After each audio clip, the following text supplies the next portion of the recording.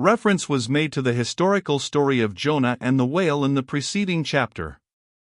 Now some Nantucketers rather distrust this historical story of Jonah and the whale. But then there were some skeptical Greeks and Romans, who, standing out from the orthodox pagans of their times, equally doubted the story of Hercules and the whale, and Arion and the dolphin, and yet their doubting those traditions did not make those traditions one whit the less facts, for all that. One old Sag Harbor whaleman's chief reason for questioning the Hebrew story was this: he had one of those quaint old-fashioned Bibles, embellished with curious, unscientific plates, one of which represented Jonah's whale with two spouts in his head, a peculiarity only true with respect to a species of the Leviathan, the right whale, and the varieties of that order, concerning which the fishermen have this saying: a penny roll would choke him, his swallow is so very small. But, to this, Bishop Jebb's anticipative answer is ready.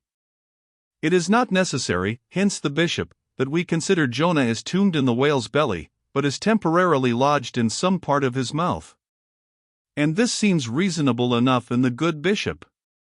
For truly, the right whale's mouth would accommodate a couple of whist tables, and comfortably seat all the players. Possibly, too, Jonah might have ensconced himself in a hollow tooth, but, on second thoughts, the right whale is toothless. Another reason which Sag Harbor, he went by that name, urged for his want of faith in this matter of the prophet, was something obscurely in reference to his incarcerated body in the whale's gastric juices. But this objection likewise falls to the ground, because a German exegetus supposes that Jonah must have taken refuge in the floating body of a dead whale, even as the French soldiers in the Russian campaign turned their dead horses into tents, and crawled into them. Besides, it has been divined by other continental commentators that when Jonah was thrown overboard from the Joppa ship, he straightway effected his escape to another vessel nearby, some vessel with a whale for a figurehead, and, I would add, possibly called the whale, as some craft are nowadays christened the shark, the gull, the eagle. Nor have there been wanting learned exegetists who have opined that the whale mentioned in the book of Jonah merely meant a life preserver, an inflated bag of wind which the endangered prophet swam to, and so was saved from a watery doom. Poor Sag Harbor, therefore, seems worsted all round. But he had still another reason for his want of faith. It was this: if I remember right, Jonah was swallowed by the whale in the Mediterranean Sea, and after 3 days he was vomited up somewhere within 3 days' journey of Nineveh, a city on the Tigris, very much more than 3 days' journey across from the nearest point of the Mediterranean coast. How is that? But was there no other way for the whale to land the prophet within that short distance of Nineveh? Yes. He might have carried him round by the way of the Cape of Good Hope. But not to speak of the passage through the whole length of the Mediterranean, and another passage up the Persian Gulf and Red Sea, such a supposition would involve the complete circumnavigation of all Africa in 3 days, not to speak of the Tigris waters, near the site of Nineveh, being too shallow for any whale to swim in.